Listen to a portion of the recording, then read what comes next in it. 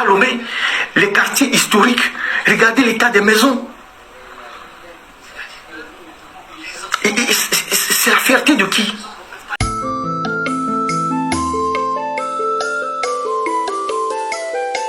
Salut à tous, c'est David et Flagio. You already know. Ferdinand Haïté. Oui, ce nom vous rappelle quelque chose. Et ce monsieur, lui, ne donne jamais d'avis favorable par rapport au gouvernement. Non, non, non, non. C'est un critiqueur, critique. Vraiment des critiques. Ah, bon, je vous laisse apprécier. Il a encore fait une nouvelle sortie, ce qui ne plaît jamais au gouvernement. Mais bon. Il doit y avoir quelqu'un comme ça dans un pays aussi. Donc, je vous laisse suivre tranquillement. Détendez-vous. On se dit à tout à l'heure.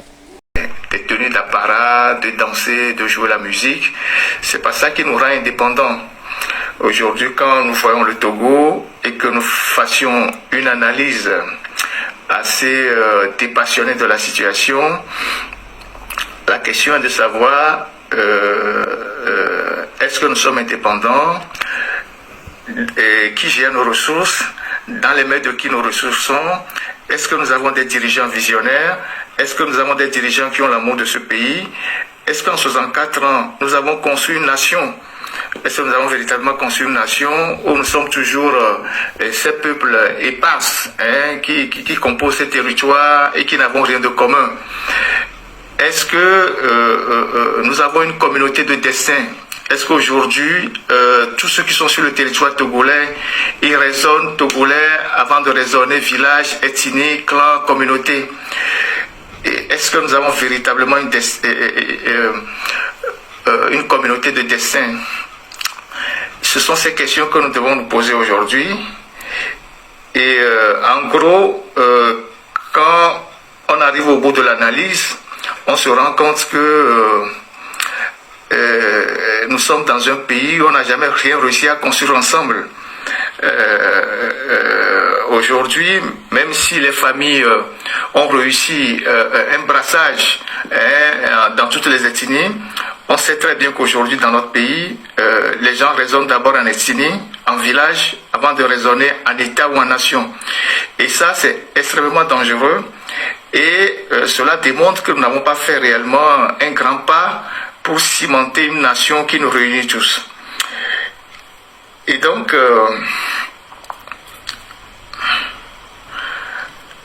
aujourd'hui, quand nous faisons le bilan de ceux qui gouvernent ce pays, on se rend bien compte que c'est une catastrophe. C'est une catastrophe. Et qu'est-ce que nous devons faire pour arrêter cette catastrophe-là? Alors, moi, mon message ce matin pour les Togolais, surtout pour les jeunes, parce que nous, on est plus relativement jeunes, c'est que les gens se réveillent. C'est que les gens se réveillent par rapport à ce qui se passe dans notre pays. Et ce qui se passe dans notre pays est extrêmement grave. Il faut que nous nous réveillons. Les jeunes de 20 ans, 25 ans, 30 ans, 35 ans, vous devez vous réveiller. Regardez l'état de notre pays et vous devez vous réveiller. Et sortez un peu de Lomé, du Togo, regardez ce qui se passe dans les pays voisins. Regardez comment les gens évoluent. Regardez comment les gens ont les opportunités. Revenez au Togo et faites la comparaison. Et regardez dans quel état se trouve notre pays. Aujourd'hui, les gens vont faire le défilé dans quelques heures, là-bas à Lomé 2. Regardez l'état de la ville de Lomé. Regardez dans quel état de délabrement total se trouve la ville de Lomé. Et toutes les villes de l'intérieur sont pareilles. Quand vous prenez la ville de Lomé aujourd'hui, à peine 30% même c'est trop, à peine 20% des rues de la ville de Lomé sont goudronnées. Et ça n'existe plus dans aucun pays côtier de la région. Quand vous quittez les axes principaux de notre capitale pour rentrer chez vous à la maison, c'est difficile. Il n'y a pas de rue pavée, il n'y a pas de route goudronnée. Et pourtant, les moyens que nous avons dans ce pays suffisent largement pour transformer de façon structurelle tout le visage de notre pays. En termes de population par rapport aux ressources que nous disposons, le Togo est plus riche que le Bénin. Le Togo est plus riche que le Bénin. En termes de population, de ressources que nous disposons sur nos territoires, le Togo est plus riche que le Bénin. Regardez ce que Talon a fait en 8 ans. Même pas. Regardez ce qu'il a fait. Avant, les Béninois venaient chez nous les week-ends. Aujourd'hui, ils ne viennent plus. Allez au Bénin, regardez ce qu'ils ont fait. C'est ça la vision des dirigeants. Ils ont transformé leur pays de façon structurelle. Et arrivé à Lomé, regardez Lomé aujourd'hui, l'état de délabrement total dans lequel se trouve la ville de Lomé. Allez dans les quartiers de Bain, les quartiers d'Adito, Gomé, Nyekonakwe, partout. Regardez la ville de Lomé. Il n'y a pas de route, il n'y a pas d'infrastructure, il n'y a pas un cadre de vie acceptable. Le seul endroit à Lomé où on peut juger que c'est un quartier acceptable, c'est la Caisse. Où ils sont tous allés se réfugier là-bas. Dès que vous sortez de la Caisse, vous sortez de la cité du Millénium, la ville n'existe plus. En termes de vision, en termes d'infrastructure, en termes de route, il n'y a absolument rien. Et nous sommes tous victimes de ça. Qu'on soit unis, opposition, je ne sais quoi. Et quand vous rentrez le soir chez vous, quand il pleut, et que vous n'avez pas de route, et vous n'avez pas de voie pour rentrer dans votre domicile, ça n'a pas de couleur politique. Ça n'a pas de couleur politique. Regardez l'état dans lequel se trouve la ville de Lomé. Et quand vous allez à l'intérieur, c'est une catastrophe. Il y a un ami qui me disait la dernière fois que pour aller aujourd'hui au nord du Togo, il n'y a pratiquement pas de route. Il n'y a pratiquement pas de route. Quand vous quittez Lomé, à peine vous sortez à Thiévier, il n'y a pas de route. Pour aller au nord, il n'y a pas de route. 64 ans après les indépendances, on n'a même pas réussi à construire une route à double voie sur 650 km, Lomé-Dapaon. Et avec toutes les richesses que nous avons, et tous les jours, les gens meurent sur ces routes-là parce que ces routes n'existent pas. C'est des pistes telles que le colon l'a construit, elles n'ont jamais été élargies. On a juste mis du goudron sur les dimensions qui existaient depuis et les gros porteurs n'arrivent pas à faire des dédoublements sur ces routes-là. Il y a des ponts que vous retrouvez qui datent de l'époque allemande ou française. Et qu'est-ce que nous avons fait? Qu'est-ce que nous avons fait? Et dire que c'est une minorité qui maintient le pays dans cette pauvreté depuis 64 ans. C'est inconcevable pour notre pays. C'est inconcevable pour l'avenir de la jeunesse. En 20 ans de pouvoir, si vous faites le bilan de Faure Gnassingbé, c'est une catastrophe. Il n'a pas construit de route, il n'a pas construit d'hôpitaux, il n'a pas construit d'écoles, il n'a pas construit d'université. Il n'a rien construit. Il a replanté quelques routes. Il n'a pas fait grand-chose en 20 ans de pouvoir. Regardez la route de Palimé. Ça fait 3 ans ou 4 ans qu'on fait une route d'à peine 100 km. Ça fait 3 ans ou 4 ans qu'on fait une route d'à peine 100 km. La route de Palimé. Comment nous pouvons vivre comme ça? Et quelle fierté nous tirons de tout ça? Il n'y a aucune fierté à fêter une quelconque indépendance. Et ça, ce n'est pas seulement la faute des autres ou la faute des étrangers ou des colons ou je ne sais quoi. Ils ont leurs responsabilités, certes. Et que ce soit la France, les États-Unis ou tous nos partenaires, ils ont leurs responsabilités. Mais les premières responsabilités, c'est nous-mêmes. C'est pour cela que, généralement, je ne suis pas pour les discours qui consistent à jeter la responsabilité sur les autres. Parce que ces discours-là, ça disculpe nos autorités. Ça leur permet de dormir tranquillement dans leur fauteuil, de dire, bon, tant que le peuple s'attaque peut-être aux puissances étrangères, moi, on ne me dit rien, je suis tranquille. La première responsabilité, c'est nous-mêmes, c'est nos dirigeants. Personne n'empêche nos dirigeants de construire des hôpitaux, de construire des écoles, de construire des routes. Ouattara, qui est pro-français, je ne sais pas comment il faut le qualifier, il développe son pays, même s'il prend des dettes. Tous les pays sont endettés, tous les pays du monde sont endettés. Mais il prend les dettes pour construire son pays. Allez regarder ce qui se passe en Côte d'Ivoire. Talon,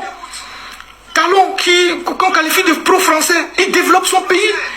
Il fait des routes, il construit des villes. Vous avez vu la ville de... Il y a une ville à côté de Cotonou que Talon a construit, qu'on appelle Ouedo. Avec des logements sociaux de classe moderne. C'est comme Macky Sall qui a construit Diamilado. Qu'est-ce que nous faisons au Togo? Et nous sommes devenus la risée de toute la région. Nous avons des dirigeants, ils sont tout le temps dans des conférences, ils sont dans les avions, ils racontent tout et n'importe quoi pour manipuler la jeunesse. Est-ce que vous vous rappelez de la dernière fois que Faure a pris la route Lomé pour aller à Dabaon? C'est un chef d'État. Est-ce que vous vous rappelez s'il a une fois pris la route Lomé-Dabaon pour constater l'état de la route? Quand Faure quitte Lomé pour aller à Tchévier, il va en hélicoptère. Quand Faure va à Tchévier, il va en hélicoptère. Est-ce que vous vous rappelez s'il a une fois pris la route Lomé-Dabaon pour constater l'état de la route? Est-ce que Faure a pris un jour la responsabilité? La route Lomé-Dabaon pour voir dans quel état se trouvent nos villes, dans quel état se trouvent nos routes. Est-ce qu'il connaît le pays? Parce qu'il est toujours en l'air. Même pour aller à Niamtougou, il va en avion. Il peut aller 3 fois par jour. Il va en avion. Est-ce que c'est normal pour des dirigeants aller à Vaughan, aller à Néro, aller à Takpamé, aller à Noché? Les seules routes goudronnées qui passent dans ces villes, c'est la route nationale ou internationale. À part ça, il n'y a plus rien. Aller à Kara, aller à Soukouné, aller à Dabaon, aller à Bango. Est-ce que nous avons des villes? Est-ce que nous avons des villes? Est-ce que nous avons des cadres de vie? Est-ce que c'est normal, 64 ans après les indépendances, avec toutes les richesses que nous avons? Je continue de vous le dire. Le Togo est plus riche que le Bénin. En termes de ratio entre population et ressources disponibles, on a tout sur notre territoire. Mais comment sont gérées ces ressources-là? Qui vous a jamais fait les comptes sur les ressources du port autonome de Lomé? Vous avez une fois vu la comptabilité du port autonome de Lomé? Vous l'avez vu dans le budget de l'État? Les phosphates, ça passe où? Le clinker, ça passe où? Ceux qui sont à Tikoumé, à Titogomé, vous voyez le train là qui passe tous les jours, qui va au Ghana avec le clinker, qui vous fait le bilan, qui vous dit ce que ça rapporte au pays? Toutes les richesses qui sont à l'intérieur du pays qu'on exploite. Le clinker, ça passe où? Ceux qui sont à Tikoumé, à Titogomé, vous voyez le train là qui passe tous les jours, qui va au Ghana avec le clinker, qui vous fait le bilan, qui vous dit ce que ça rapporte au pays? Alors, les amis, nous devons nous réveiller. Il ne s'agit pas forcément d'être contre quelqu'un. On doit se réveiller, c'est notre pays. C'est notre pays. Il y a des gens qui viennent dire oui, tout ce que vous faites là, ça ne donnera rien. Les opposants prennent l'argent et tout ça. Moi, j'ai rien à foutre des opposants. Si un opposant va prendre de l'argent, c'est son problème. Ce qui nous intéresse, c'est notre pays. On ne lutte pas pour un opposant. On lutte pour notre pays. D'abord pour notre propre fierté, d'abord. Il y a des gens qui viennent dire oui. Pour notre fierté d'abord. Qu'un opposant aille chercher l'argent ou je ne sais pas quoi, c'est pas notre problème. Notre problème, c'est notre pays. C'est comment changer le visage de notre pays. Est-ce que vous êtes fiers quand des Béninois vous disent ah, c'est vous, le Togo là, c'est le seul pays où il y a une famille qui dirige pendant 64 ans. Est-ce que vous êtes fiers quand vous allez au Ghana, on vous dit ah, vous les Togolais là, c'est vous qui êtes dirigé par une seule famille depuis bientôt 100 ans. Est-ce que vous êtes fiers de ça? On n'a rien à foutre des opposants. Qu'un opposant soit dans la compromission, qu'il aille chercher l'argent, qu'il soit vrai, c'est pas notre problème. Notre problème, c'est ce qui nous intéresse individuellement. Et au Togo, c'est toutes les ethnies qui sont victimes de la dictature. C'est pas un problème d'ethnie. Qu'on soit de Kara, de Lomé, de Dapaon, de je ne sais où, d'Anero, de Palimé, de Daï, nous souffrons tous des manques de routes, des manques d'hôpitaux, des manques d'écoles, des manques d'universités. Ça n'a rien à voir avec une quelconque ethnie. À la limite, ceux qui gèrent le pays, ils instrumentalisent l'ethnie pour la conservation du pouvoir. Les militaires que vous voyez, ils sont aussi dans la souffrance. Ils souffrent comme les civils. Et ils sont juste instrumentalisés. Et donc, nous devons nous réveiller. Nous devons trouver les moyens de dire non à cette clique-là qui est en train d'enfoncer notre pays dans les abîmes du désespoir. Tout ce que vous voyez qui s'agite pendant cette campagne-là, eux-mêmes, ils n'y croient pas. Ils savent que le système est pourri. En privé, ils disent autre chose. En privé, ils disent autre chose. Mais sur la place publique, ils viennent dire oui, et voilà, c'est unir ou rien. Unir et assis sur quoi? Sur rien du tout. C'est pour ça qu'ils sont obligés d'aller distribuer des gadgets, du gari, tout ça aux gens pour pouvoir acheter les consciences. Alors que l'achat de conscience pendant une campagne électorale est interdite par la loi. Vous imaginez que on va aller élire des députés sur la base d'un achat de conscience? Et donc, une élection frauduleuse, et ces députés vont choisir le président du conseil. Et donc, on va se retrouver dans une double échelle, une double échelle d'illégitimité d'un chef d'État ou d'un premier ministre. C'est-à-dire, le président du conseil lui-même n'a pas de mandat électif, il viendra se faire élire par des députés qui, eux, ont été élus de façon frauduleuse. Et c'est dans ça qu'on veut entraîner notre pays, pour des gens qui ont dirigé pendant ce pays pendant 60 ans. Ils sont obligés d'aller donner du gari aux populations dans les villages pour qu'on puisse voter pour eux. Et donc, il ne s'agit pas pour nous, les gars, de regarder ce que les opposants font.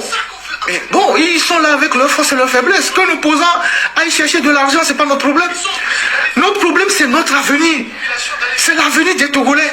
Donc, arrêtez d'écouter les discours qui disent oui, les opposants, bon là, c'est les gens même du NIR qui disent ça, les opposants viennent chercher de l'argent, vous restez là-bas, vous allez faire tout ça pour rien. On ne lutte pas pour les opposants. J'ai toujours l'habitude de dire, un opposant n'est pas forcément un démocrate. Un opposant peut être un négri qui change de manteau, qui veut juste aussi avoir sa part. On a vu en Guinée Alpha Condé, il a fait 40 ans d'opposition, mais quand il a pris le pouvoir, on a vu ce qu'il a fait de son pays. Un démocrate, c'est des gens c'est quelqu'un qui a des principes, qui a des valeurs, qui véhicule des valeurs humanistes. Donc, un opposant, ça ne signifie absolument rien. Mais c'est notre peuple qui doit nous intéresser. Regardez tous ces jeunes, ceux qui sont nés en 2005, aujourd'hui ils ont 20 ans. Qu'est-ce qu'il faudra faire pour eux? Il n'y a pas d'école, il n'y a pas d'université, il n'y a pas de route, il n'y a pas d'hôpitaux. Il a plu la dernière fois, vous avez vu l'état du CHU Sylvanus Olympio. Vous avez vu dans quel état se trouve cet hôpital? Il n'y a absolument rien. Il n'y a absolument rien. Il n'y a absolument rien. Et on se retrouve dans un système vertical où les pères succèdent, les enfants succèdent à leurs parents et le pays continue de s'enfoncer dans l'abîme. Donc, à un moment donné, nous devons avoir le courage de tenir un langage de vérité, quel que soit ce que ça doit nous coûter. 64 ans après l'indépendance, il n'y a rien à tirer de tout ça. Il n'y a aucune fierté à avoir. Et puis, Faure Gnassingbé, il s'en fout des Togolais. Lui, le pouvoir, c'est la jouissance, avec toute sa clique. C'est la jouissance, vous les voyez. Vous les voyez, c'est la jouissance, ils sont dans la jouissance. Que Lomé soit dans un état de délabrement total, ce n'est pas leur problème. Regardez les quartiers de Bain, les quartiers de Djidjolé, les quartiers de... Je ne sais pas, est-ce que vous avez encore vu ça quelque part dans la région? Vous avez vu une ville comme ça dans la région? Allez au grand marché de Lomé, il n'y a pas de route, il n'y a pas de rue goudronnée au grand marché de Lomé. Quand il pleut, nos mamans sont dans l'eau. Ils vendent dans l'eau. Et c'est dans ça que les impôts viennent les frapper, fermer leurs boutiques. On a vendu le pays aux étrangers, pas seulement les blancs. Aujourd'hui, vous avez tout un capitalisme sahélien qui a pris tout notre pays en otage. Et personne n'a le courage de dire la vérité. Vous ne verrez pas ça quelque part. On a vendu le pays aux étrangers, pas seulement les blancs.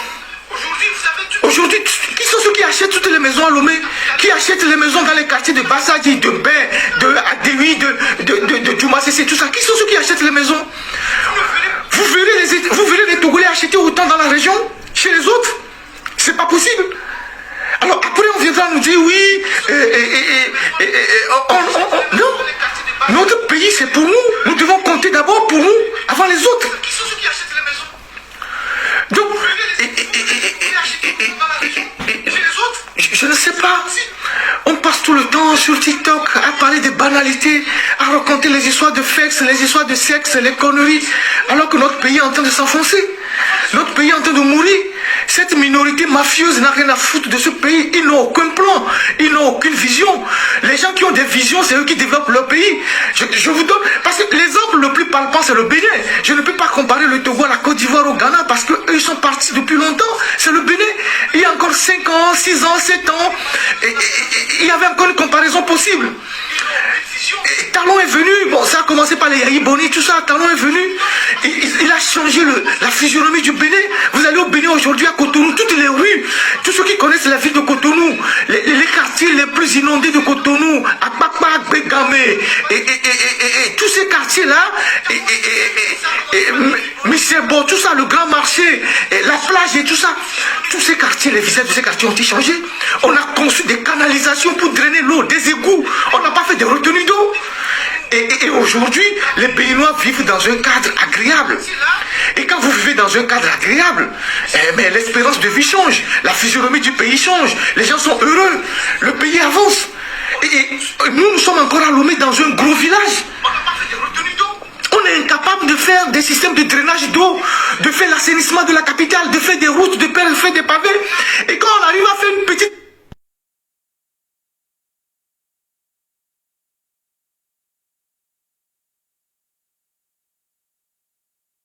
Les gens sont contents. On dit aux gens, oui, que le chef de l'État travaille. Ils font quoi? Ils font absolument rien. On est incapable de faire des systèmes de drainage d'eau, de faire l'assainissement de la capitale, de faire des routes, de faire des pavés. Et quand on arrive à faire une petite route, les gens sont contents. On dit aux gens, oui, que le chef de l'État travaille. Regardez la ville de Tchévier, qui est comment ils appellent ça? La ville de Tchévier, c'est comment ils appellent ça? Le chef-lieu de la région maritime. Allez dans la ville de Tchévier là, qui est à 20 km de Lomé, à 15 minutes. Vous avez une route à Tchévier? Vous avez des infrastructures à Tchévier? Vous avez un hôpital à Tchévier? Vous avez je ne sais quoi à Tchévier? Il n'y a absolument rien. Mais Tchévier, en termes de comparaison, c'est comme Lomé et c'est comme Accra et Tema. Vous avez une route à Tchévier? Tema, c'est toute une ville. Tchévier, c'est comme Dakar et Djaminado. Tchévier, c'est comme Cotonou et Aboumé. Regardez la ville de Tchévier. Mais c'est là-bas où vous trouvez des barons qui se sont enrichis sur le dos de la République, qui font du bruit dans les campagnes, qui disent oui, il faut voter pour l'Uni, il faut faire ci, il faut faire ça. Regardez la ville de Tchévier. J'ai fait plusieurs enquêtes sur les phosphates, où vont les ressources et tout ça. J'ai fait des enquêtes. On a fait beaucoup de choses. Toutes ces richesses-là, si on arrivait à faire des routes chaque année, nous allons changer la physionomie de nos villes. Regardez la ville de Tchévier. J'ai fait plusieurs enquêtes. Est-ce que c'est normal? Et vous les jeunes, est-ce que ça ne vous choque pas? Ça ne vous choque pas? Nous, on est plus jeunes, hein? Moi, depuis l'âge de 16 ans, j'étais dans la rue, hein, je lançais des cailloux contre le régime. Depuis 16 ans, j'étais un rebelle né. Depuis 16 ans, 15 ans, 16 ans, je lançais des cailloux. Quand j'étais au collège, on nous a fessé pour avoir refusé de faire l'animation politique. On a convoqué nos parents. On n'a jamais changé. Aujourd'hui, on a 50 ans et plus. On continue. Parce que c'est l'avenir de nos enfants. Bon, vous les jeunes qui êtes à Lomé, vous êtes à l'université, vous n'avez pas de bourse, vous n'avez pas d'amphi, vous n'avez rien. Quand vous donnez une opinion sur une situation politique, on vous arrête. On vous convoque au conseil de discipline. Allez à l'intérieur de nos pays. Kara, Dapamo, Atakpame, c'est des villes ça? Nous avons des villes. Ces villes ne sont même pas comparables avec des petites villes au Ghana comme Ho, tout ça. Hein? Est-ce que c'est des villes ça? Nous sommes contents d'avoir des localités comme ça. Et donc, qu'est-ce que ces gens font de nos richesses? Qu'est-ce qu'ils font de nos ressources? Qu'est-ce qu'ils font de tout ce que Dieu nous a légué sur le territoire togolais et dont nous avons tous droit? Après, ils viennent faire des discours de panafricanistes, de pacotille, pour dire que nous sommes fatigués des Blancs, on est ci, on est ça. Mais ces gens que vous voyez là, c'est eux qui investissent tout leur argent qu'ils volent au Togo chez les Blancs. Ils achètent des maisons, des résidences, et des villages chez les Blancs, que ce soit en France, en Europe, bon, disons en Europe, et principalement en France, aux États-Unis, au Canada. Ils mettent leurs enfants, ils prennent les nationalités pour les enfants. Mais ils passent tous les jours à vous dire que oui, voilà que nous sommes contre les Blancs, on est ceci, tout ça. Alors qu'ils investissent tout l'argent qu'ils volent au Togo chez les Blancs. Ils ne construisent pas d'hôpitaux, ils ne font pas de routes. Mais ils mettent tout à l'abri chez les Blancs. Donc il faut sortir de cette manipulation-là. Il faut sortir de ce narratif qui permet de disculper nos dirigeants qui sont responsables, qui sont les premiers responsables de ce qui nous arrive. Personne, je dis encore personne n'empêche Faure Gnassingbé de construire des routes au Togo. Personne ne l'empêche de construire des hôpitaux. Personne ne l'empêche de construire des stades. Personne ne l'empêche de construire des universités. Aucune puissance ne l'empêche de le faire. Ouattara le fait. Macky Sall, quoi qu'on puisse le reprocher sur le plan politique, il a fait un travail énorme au Sénégal. Talon le fait. Personne ne les empêche de faire quoi que ce soit. C'est des gens qui sont juste des incompétents, des irresponsables. Ils n'ont pas de vision. Je vous dis, qui se rappelle de la dernière fois que Faure Gnassingbé a pris une voiture pour circuler sur la route Lomé-Dapaon?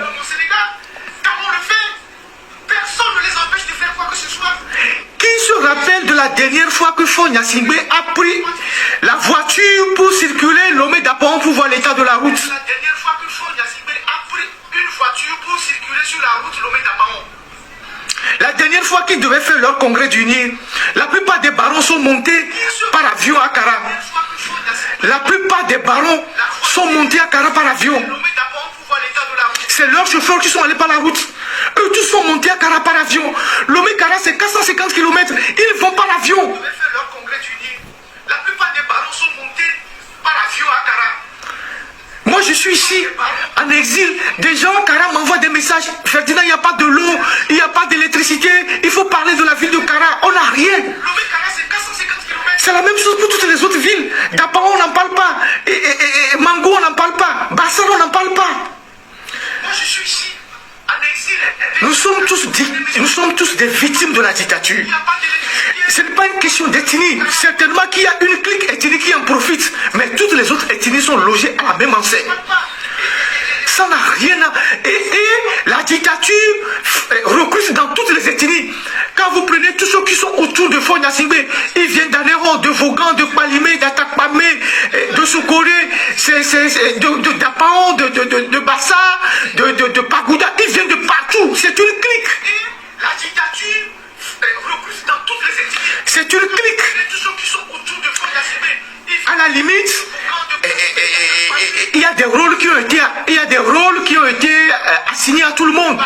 Il y a ceux qui tuent, qui repriment pour maintenir le pouvoir, aussi c'est leur rôle.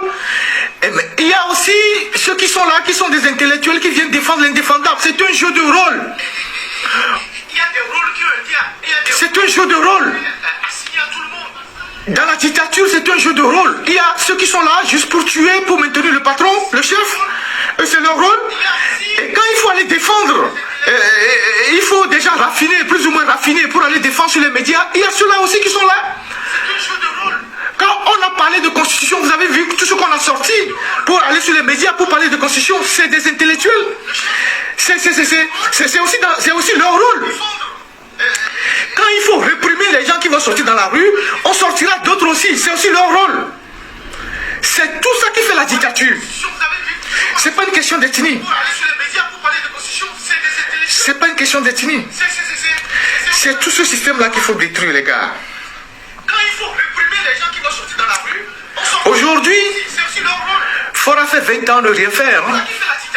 Il n'a rien fait de ses 20 ans au pouvoir. Il s'est promené dans le monde, il était dans les conférences, il a joui, il continue de jouir, il était content d'être marché sur les tapis rouges, d'être dans toutes les conférences. Il n'a rien fait du Togo, rien. Il n'a rien fait de potable.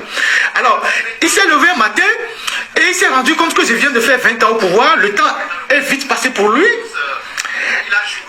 Et il a vu les 20 ans passer comme 20 mois. Et il s'est dit, mais je suis au bout du rouleau. Quand je vais prendre un 5e mandat, ça va être scandaleux pour le monde entier. Alors qu'est-ce que je fais? Je trouve une astuce pour changer la constitution, pour mélanger les gens, pour faire croire aux gens que je veux moderniser le Togo. Parce que Faure sait très bien, et il se promène avec son illégitimité, les gens le voient comme un dirigeant curieux, parce qu'il est là, les gens viennent, ils partent, lui il est le seul, il est là, il se retrouve dans toutes les conférences, il devient une curiosité régionale. Alors il s'est dit quoi? Je vais trouver une manœuvre pour bluffer les gens. Alors je supprime l'élection présidentielle et je fabrique une nouvelle constitution pour un régime parlementaire. Je deviens président du conseil. Le temps que les gens se rendent compte que c'est moi qui ai encore la totalité du pouvoir, je suis toujours là. Alors il s'est dit quoi? C'est tout ça. C'est tout ce qu'il est en train de faire. Et ils utilisent la méthode la plus gauche pour faire ça. Et ils viennent nous dire, notre modèle, c'est la Grande-Bretagne, c'est l'Allemagne. C'est en Allemagne et en Grande-Bretagne, on fait le régime parlementaire comme ça.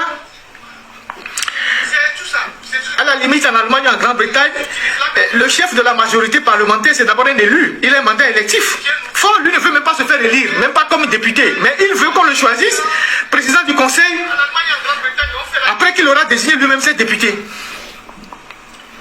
Donc, on va se retrouver avec des députés frauduleusement élus qui vont élire un président qui, lui, n'a pas de mandat électif.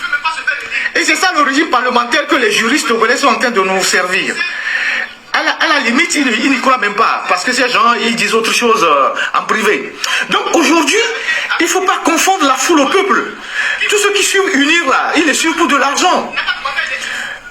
Le jour où ça pète là, ils vont disparaître. Il n'y a personne qui suit ces gens, parce que les Togolais en réalité sont conscients que ce régime a un bilan négatif. Les gens les suivent juste pour glaner quelques miettes pour vivre.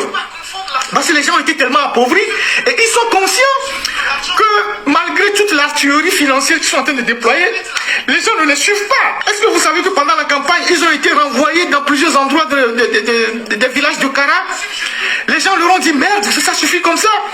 Les gens leur ont dit merde à Soukori, les gens leur ont dit merde à Bango, un peu partout. Ils sont conscients. C'est pour ça qu'ils interdisent les observations indépendantes, l'église, les observateurs indépendants pour pouvoir avoir le temps de bourrer les urnes. Ils savent qu'ils n'ont aucune assise.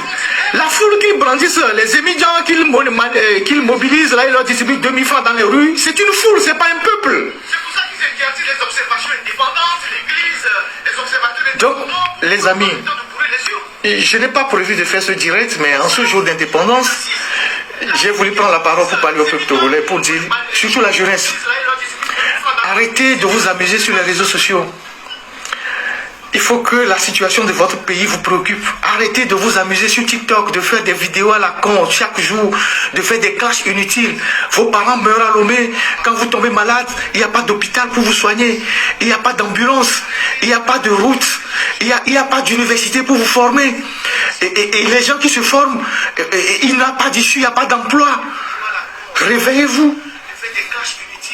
Réveillez-vous. Nous ne pouvons pas tous quitter le pays. Même si on part, on doit revenir. C'est notre pays. On ne peut pas le laisser aux gens. À cette clique, à cette minorité qui est une minorité nocive pour notre pays. C'est un cancer pour notre pays, ces gens-là. Ils n'ont aucune pitié pour le Togo. Vous imaginez le cœur qu'ils ont d'aller distribuer des sachets de gari aux gens dans les villages? Vous voyez comment ils ridiculisent les Togolais pendant la campagne. Les gens vont s'agenouiller, danser pour eux, s'aplatir le ventre pour pouvoir gagner 1000 francs. Vous avez vu comment ils ont réduit les Togolais à des choses? Ils n'ont aucune pitié pour le Togo. Nous devons nous réveiller. Dites-moi, s'il y a une école, il y a un lycée d'excellence aujourd'hui au Togo, un lycée de référence, s'il y a une université digne de ce nom aujourd'hui au Togo, il n'y en a pas. Il n'y en a pas. Il n'y en a pas. Il n'y en a pas. Mais ces gens que vous voyez au pouvoir au Togo, ils achètent chaque jour des nationalités pour leurs enfants. Ils mettent leurs enfants aux États-Unis, au Canada. Si le Togo était si beau comme il acclame, si le Togo était bien gouverné comme ils le disent, s'ils ont bien gouverné le Togo, pourquoi ils sortent leurs enfants du pays? Pourquoi ils mettent leurs enfants à l'abri? Pourquoi ils mettent leurs femmes à l'abri? Pourquoi ils achètent en Occident? Pourquoi ils achètent les maisons? Ils mettent l'argent à Dubaï, à Singapour, aux États-Unis, au Canada. Pourquoi ils sortent leurs enfants? Je connais des gens qui sont ministres dans ce gouvernement il y a à peine 3 ans. Ils ont mis leurs parents à l'abri. Ils ont installé leur famille aux États-Unis. Ils sont ministres à peine 3 ans. Ils sont ministres à peine 3 ans, 4 ans. Ils ont mis leurs enfants. Vous ne vous posez pas la question de savoir où sont les enfants de tous ces ministres-là. Victoire Tomega, vous connaissez ses enfants? Vous savez où elle a mis ses enfants? Les ADD, vous connaissez où ils ont mis leurs enfants? Vous savez quelle autre nationalité ils tiennent? Les Trimois, tout ça. Est-ce que vous savez qu'ils ne sont pas avec leurs femmes à Lomé? Les Trimois, tout ça qui font du bruit là. Bara, vous le voyez avec une femme à Lomé? Vous savez où ils ont leurs enfants? Vous ne vous posez pas la question de savoir où sont les enfants. Vous savez là où sont leurs enfants? Si le Togo était si merveilleux comme ils le disent, pourquoi ils ne vivent pas à Lomé avec leurs enfants, leurs femmes? Pourquoi ils mettent toute leur famille à l'étranger? Les tribus, tout ça. Est-ce que vous savez qu'ils ne sont pas avec leurs enfants, leurs femmes à Lomé? Les tribus, tout ça qui font du bruit là. Bara, vous les voyez avec une femme à Lomé? Vous savez où sont leurs enfants? Les enfants de Fort, vous savez où ils sont? Vous savez là où sont leurs enfants? Vous savez où ils sont, les enfants de Fort? Si le Togo était si merveilleux comme ils le disent, pourquoi ils ne vivent pas à Lomé avec leurs enfants, leurs femmes? Pourquoi ils mettent toute leur famille à l'étranger? Vous savez là où ils sont? Vous savez là où ils sont? Leurs enfants? Vous savez là où ils achètent les maisons? Pourquoi, si le Togo qu'ils gouvernent est un bon pays, pourquoi ils sortent leurs enfants du pays? C'est merveilleuse au CST qui a raconté des histoires après avoir changé de camp. J'ai eu pitié de lui. Il dit, Victoire Tomega fait beaucoup de choses. C'est pour ça qu'il faut le renvoyer l'ascenseur. Victoire Tomega, elle est ministre depuis 12 ans. Ministre de développement à la base. Elle a géré plusieurs portefeuilles. Elle a cumulé des portefeuilles où elle a manipulé des milliards. Vous l'avez vu faire quelque chose à Vaughan, Victoire Tomega? Elle a dirigé le ministère du développement à la base pendant 10 ans. Vous avez vu Victoire Tomega faire quelque chose à Badoubé chez elle, à Togoville, à Vaughan? Vous avez vu ça? Mais elle dirige un ministère de développement à la base. Elle est Premier ministre aujourd'hui. Vous connaissez la route qui quitte Haoto ou Sevagan pour aller à Togoville? Vous connaissez dans quel état se trouve cette route? Vous connaissez la route qui part de Glidi, qui passe par Asukopé, tout ça, les quitte à Kora pour aller à Badoubé? Vous connaissez cette route-là? Vous avez vu ça? Vous n'êtes jamais passé à Glidi pour aller à Badoubé? Vous connaissez cette route-là? Elle est Premier ministre aujourd'hui. Vous connaissez la route qui... Elle est ministre pendant 10 ans, développement à la base. Elle est Premier ministre depuis 3 ans.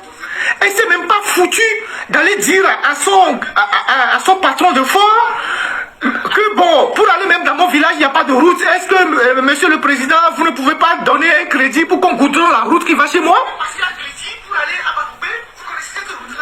À chaque fois qu'on doit aménager la route qui quitte Glidi pour aller à Togoville, c'est les prêtres qui le font quand on fait le pèlerinage. Quand on fait le pèlerinage, c'est les prêtres qui prennent le catapillar pour arranger la route. Pour aller même dans mon village, il n'y a pas de route. Est-ce que, monsieur le président, vous ne pouvez pas donner un crédit pour qu'on goudronne la route qui va chez moi? Elle était ministre pendant 10 ans de développement à la base. Développement à la base. C'est-à-dire qu'elle devait s'occuper des infrastructures à la base. Elle n'a pas pu aménager la seule route ou la seule rue qui va chez elle. C'est les prêtres qui prennent le catapillar pour arranger la route. Klassou a été Premier ministre pendant 5 ans. C'est l'homme Klassou. Il a été Premier ministre pendant 5 ans. Après avoir été ministre plusieurs fois. Vous avez vu la ville de Notier, qui est le bastion des évêques là? Vous êtes allé à Notier? Vous avez vu l'état de la ville de Notier? Notier qui est le site historique des évêques, tout ça. Vous avez vu Notier? Vous avez vu l'état de la ville de Notier? À part la route qui va à Tomou et celle qui va au nord là, est-ce qu'il y a une seule rue goudronnée à Notier? Plusieurs fois. Vous avez vu la ville de Notier qui est le bastion des... Est-ce qu'il y a une seule rue goudronnée à Notier? Klassou n'a pas été capable de clôturer le lycée de Notier. Il a été Premier ministre pendant 5 ans. Il n'a pas été capable de construire un simple commissariat à Notier. Une petite brigade de gendarmerie. Vous avez vu la brigade de gendarmerie de Notier? Quand vous allez à Notier là, dans le village là, il y a une brigade de gendarmerie là-bas. C'est comme un poulailler. Ça ressemble à un abri abandonné. C'est là-bas les gendarmes sont, ils arrêtent les gens. C'est la ville d'un Premier ministre qui a fait 5 ans au pouvoir. Klassou n'a pas été capable de clôturer le lycée de Notier. Il a été Premier ministre pendant 5 ans. Il n'a pas été capable de construire un simple commissariat à Notier. Une petite brigade de gendarmerie. Vous avez vu la brigade de gendarmerie de Notier? Quand vous allez à Notier là, dans le village là, il y a une brigade de gendarmerie là. Quand les évêques du Ghana et les évêques du Bénin et du Nigeria, ils viennent à Notier pendant les fêtes d'Agbobozan là, ils repartent avec la grande honte. Parce qu'ils ont honte de revenir à leur source, dans leur ville historique qui ne ressemble à rien du tout. Vous avez, quand vous allez à Ho, ici au Ghana, à Ho, vous allez à Bando, Vous allez même à Plaou, toutes les petites localités qui sont à Plaou là, Soga Kopé, qui sont des localités élevées. Quand vous revenez à Lomé, vous revenez à Notier, il n'y a rien de comparable. Il n'y a rien de comparable. Regardez l'état du marché de la ville de Notier. Si on peut appeler même ça une ville. Regardez. Et il y a quelqu'un qui a été premier ministre là-bas pendant 5 ans. Et il est aujourd'hui candidat à la députation, tête de liste. Et il va dire aux gens, oh, n'est pas d'accord en Corée. Mais il raconte des conneries. Notre vieux n'est pas d'accord en Corée, mais il raconte des conneries, il raconte aux gens. Et il distribue des gazés aux gens. Et les gens les suivent. Allez à Kara.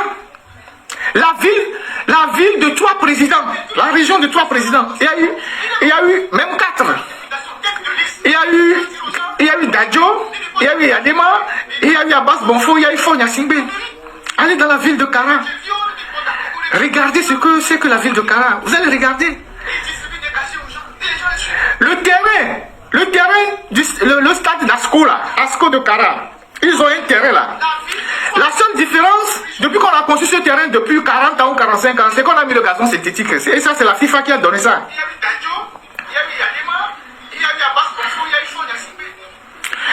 Depuis le temps où le général Ameyi et le maire d'Obé ont construit le stade de Kara là, le terrain quand tu joues comme ça. Combien de rues sont goudronnées à Kara? Quel est le cadre de vie à Kara?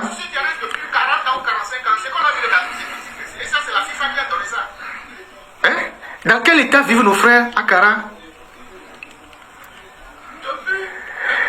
Depuis 2003 ou 2004, où Eyadema a posé la première pierre pour construire une université là, à Kara. Depuis 20 ans, on n'a jamais pu construire une université à Kara.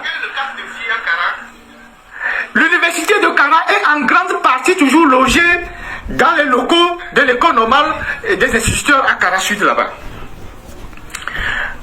Fon n'a jamais réussi, il n'a pas pu construire une université en 20 ans. En 12 ans, Ouattara a construit 8 universités. On ne parle pas des écoles d'excellence. Ouattara a construit 8 universités en 12 ans. On peut tout le reprocher, mais c'est quelqu'un qui travaille pour son pays. La vision d'un dirigeant, c'est de travailler son pays, c'est de changer le visage de son pays. Qu'importe là où il prend l'argent, qu'importe avec qui il est, mais c'est de changer son pays. Tous les pays s'endettent au monde. Les États-Unis sont les premiers endettés du monde. La Chine, la France sont endettés. Mais on sait ce que c'est. On sait ce que la dette fait. On sait ce qu'on utilise la dette pour faire. Kara, en 20 ans, on n'a pas pu construire une université. La ville historique de Sokoré, vous avez vu dans quel état elle est? Vous avez vu dans quel état cette ville est? Les amis, il ne faut pas attendre un opposant. Aucun opposant ne va nous sortir de cette histoire. C'est les Togolais.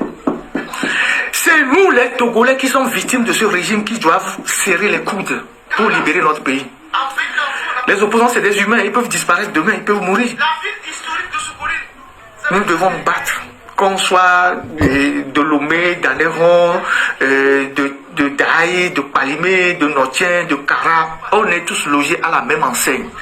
Nous sommes tous victimes d'un même système. Nous devons nous réveiller. Le Togo, c'est une prison à ciel ouvert. C'est une prison à ciel ouvert.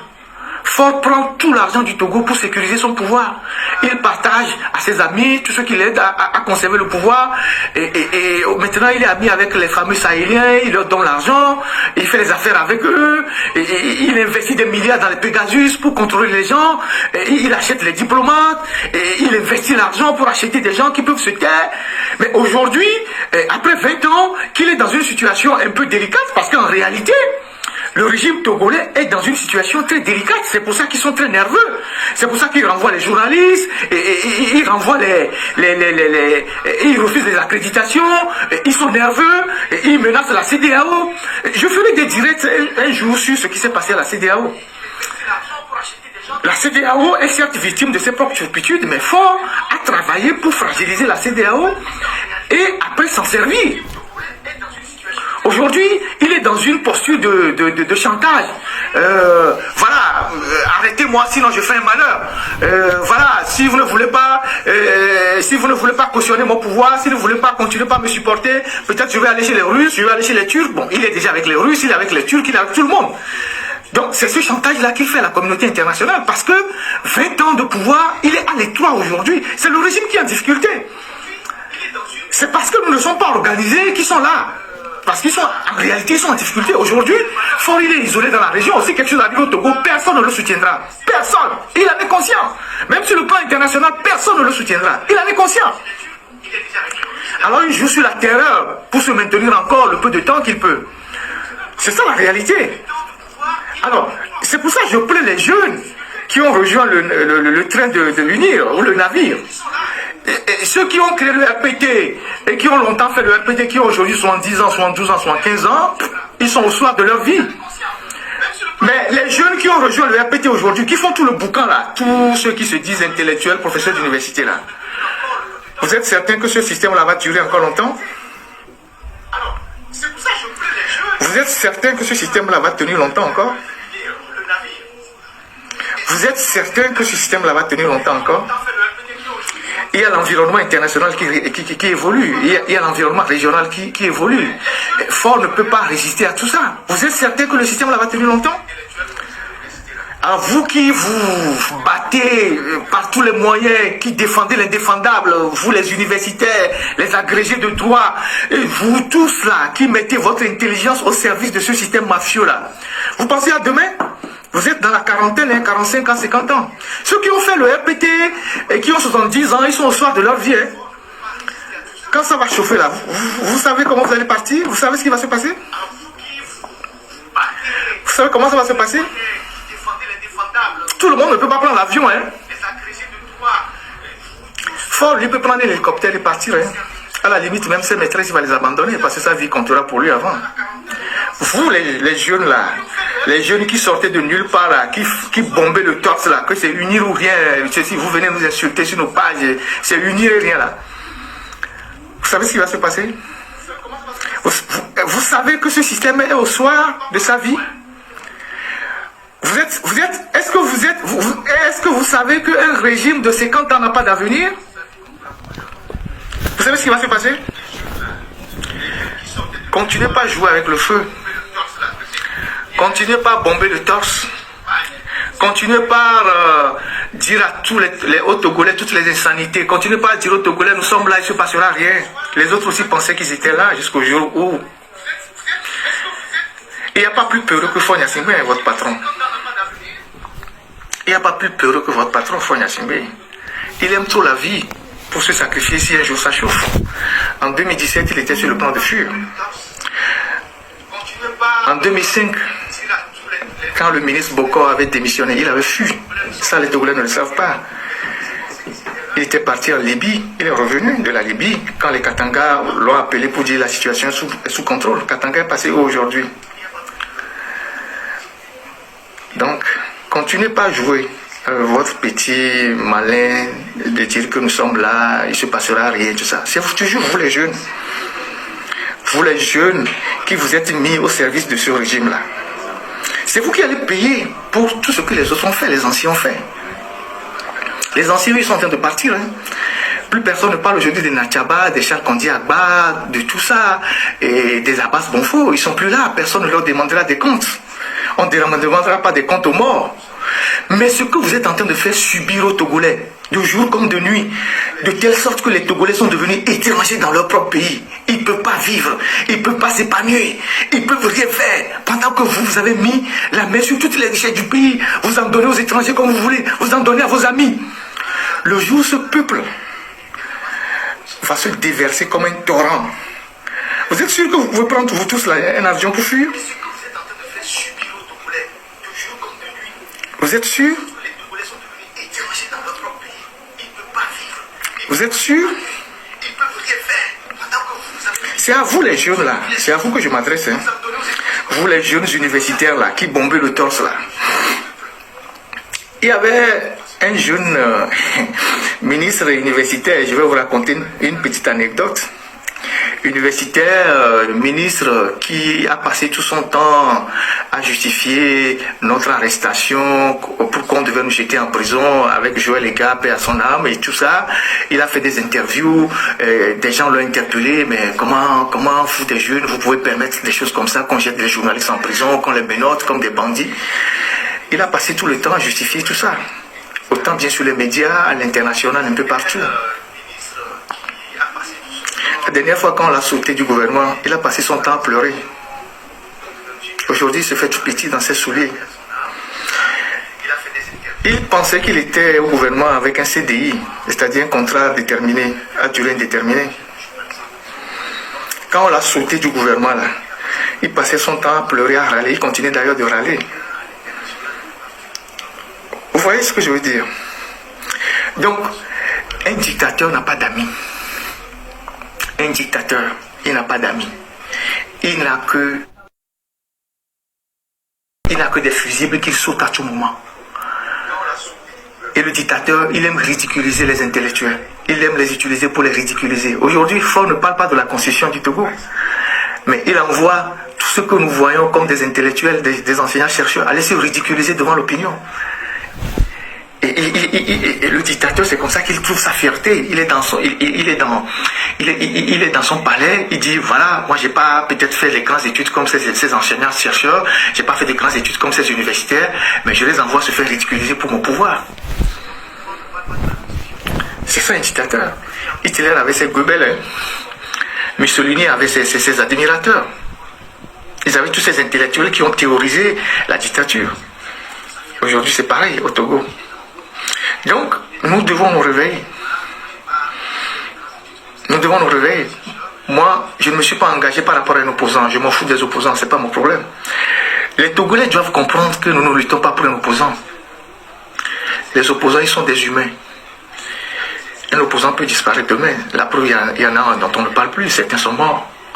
Mais nous luttons pour notre pays. Notre pays doit être notre seule source de fierté. Moi, je suis fondamentalement patriote. Je suis fondamentalement patriote. Mon pays passe avant tout. Mon pays passe avant tout. Ce qui se passe ailleurs ne me regarde pas. Mon pays d'abord. Mon pays passe avant tout. Et je ne peux pas comprendre que le Togo soit dans cet état-là. De cet état de délabrement. Dans cet état de délabrement. J'ai fait la ville d'Atakpamé. Et un jour, je suis reparti. Je n'avais pas l'habitude de retourner. Je suis reparti. Et j'ai vu l'état de la ville. Et j'ai pleuré. Elle s'est dégradée. Les tôles à Djama là-bas, à Nyanya, tout ça là, telles qu'elles datent de l'époque coloniale, les tôles sont toujours comme ça. C'est-à-dire que les enfants de ceux qui ont laissé ces maisons n'ont même pas les moyens de réaménager leur maison. De réaménager leur maison. Vous allez à Néo, toutes les grandes maisons des grandes familles sont abandonnées, dans un état de délabrement. C'est ça le visage de nos villes. À Lomé, les quartiers historiques, regardez l'état des maisons. Et c'est la fierté de qui? Tout ça fait la fierté de qui? Vous avez vu Faure Gnassingbé se promener dans nos quartiers pour voir l'état dans lequel se trouve d'abord la ville de Lomé. Vous l'avez vu aller dans les quartiers pour voir dans quel état se trouve la ville de Lomé. Vous avez vu Faure Gnassingbé faire ça? Vous avez vu Talon, il se promène dans les quartiers, il regarde. Vous avez vu Ouattara, même on peut tout dire. Je dis toujours Ouattara, on peut toujours tout le reprocher. Il est dans les quartiers, il voit comment la vie. Il est vieux, mais il se promène, il voit l'état de son pays. Et vous avez vu ça? Mais nous avons au Togo, on a qu'au Togo où les gens sont des milliardaires alors qu'ils sont des fonctionnaires, ils sont dans la fonction publique. Ils sont des fonctionnaires des impôts, des fonctionnaires des douanes. Ils sont des milliardaires. Les gens sont devenus ministres. Ils ont acheté des maisons partout. Ils sont milliardaires. Après, ils viennent nous servir des discours de panafricanisme et des esprits faibles tombent dans ça, des conneries. Pendant ce temps, ils installent leur maison, ils installent leur famille aux États-Unis, au Canada et tout.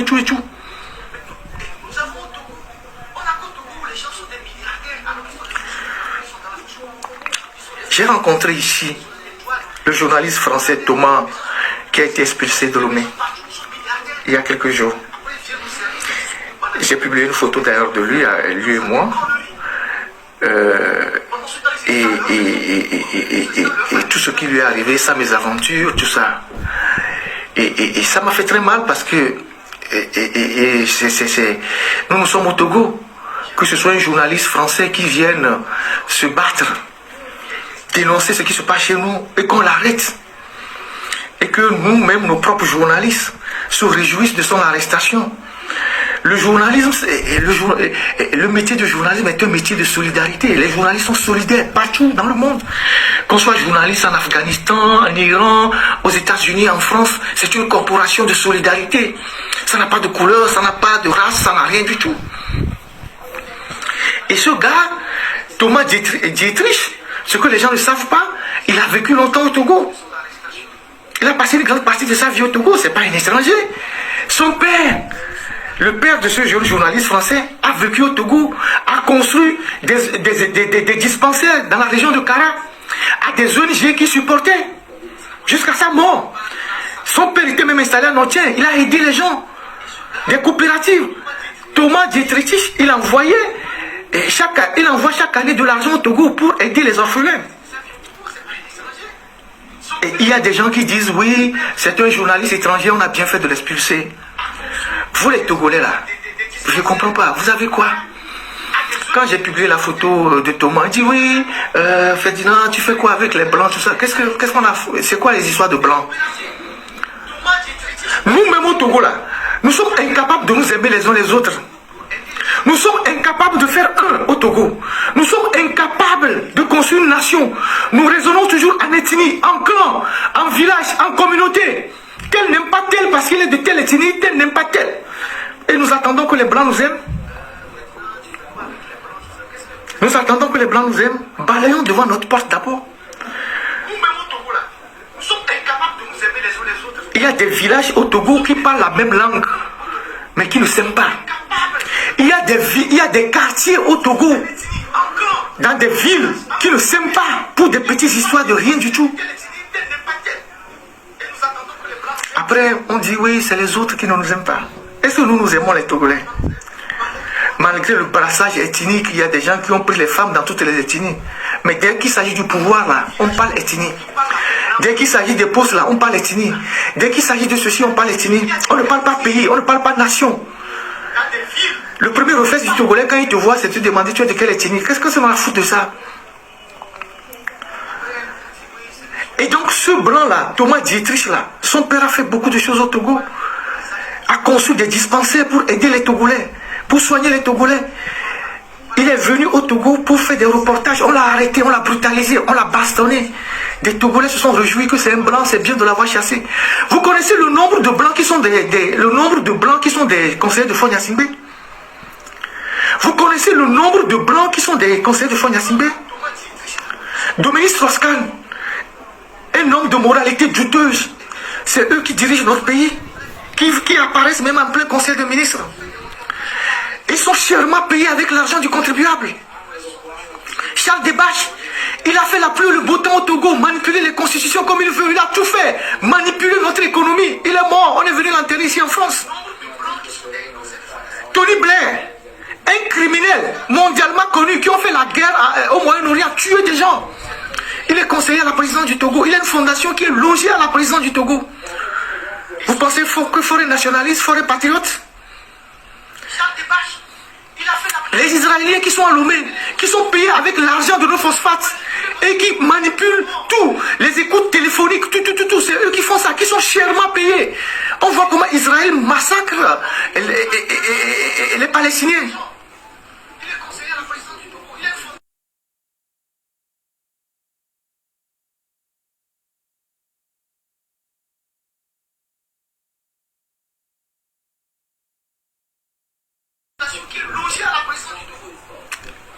Et vous pensez que Fort n'est pas plus vendu que parmi tous les Togolais?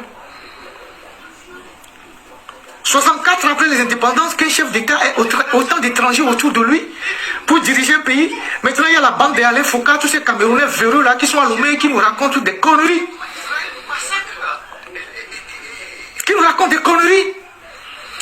Et c'est nous les Togolais qui les applaudissons.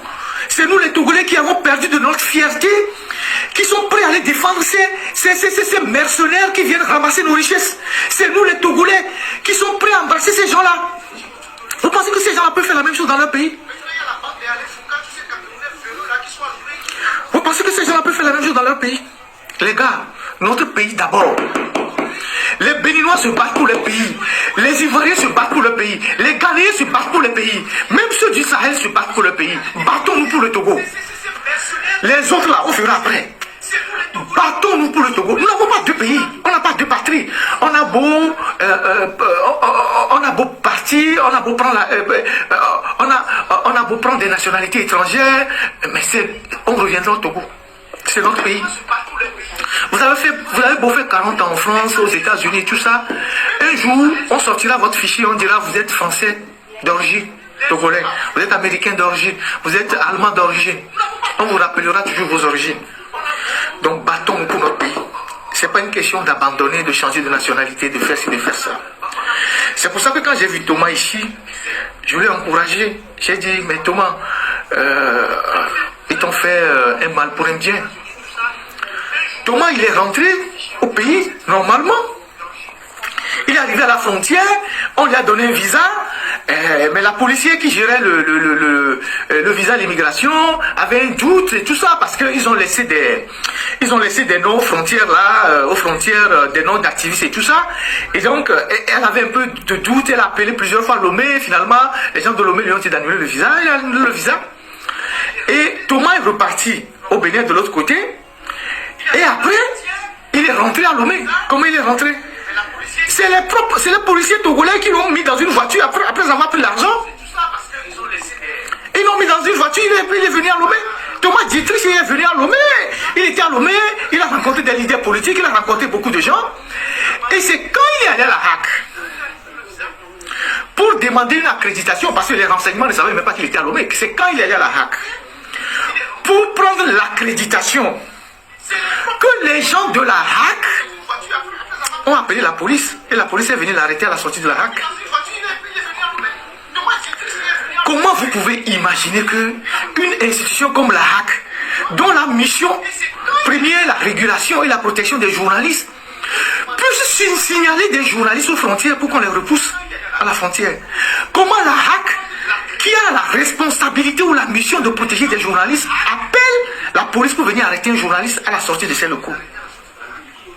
Ces gens de la HAC, ils le font parce que certains ont fait 2 mandats, ont fait 3 mandats, ils ont envie d'être reconduits. Donc ils s'en foutent de ce que c'est que la presse. Tant qu'ils peuvent enfoncer les journalistes, tant qu'ils peuvent terroriser les journalistes pour que Fort puisse les reconduire, parce que c'est une maison de retraite, la HAC, ils vont le faire. Et c'est ce qu'ils sont en train de faire. Donc j'ai dit à Thomas, il faut continuer. On doit le faire. Thomas passait toute sa vie au Togo. C'est pas parce qu'il est blanc qu'il ne peut pas se mêler des affaires du Togo. C'est pas parce qu'il est blanc qu'il ne doit pas se mêler des affaires du Togo. Il a passé sa vie au Togo. Quand vous entendez Thomas parler, il a même un accent africain. Il a passé sa vie au Togo. Son père a marié même une Togolaise de Niamtougou. Ils ont fait beaucoup de réalisations dans la région de Kara. Ils ont conçu des dispensaires.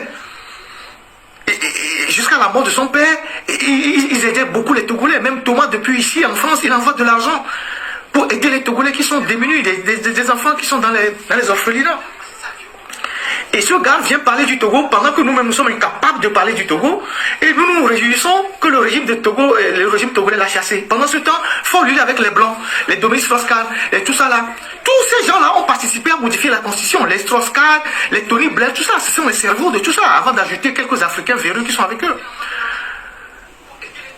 Et donc, mes chers amis, je vous l'ai dit tantôt, je n'ai pas l'habitude de faire des directs, mais exceptionnellement aujourd'hui j'ai voulu prendre la parole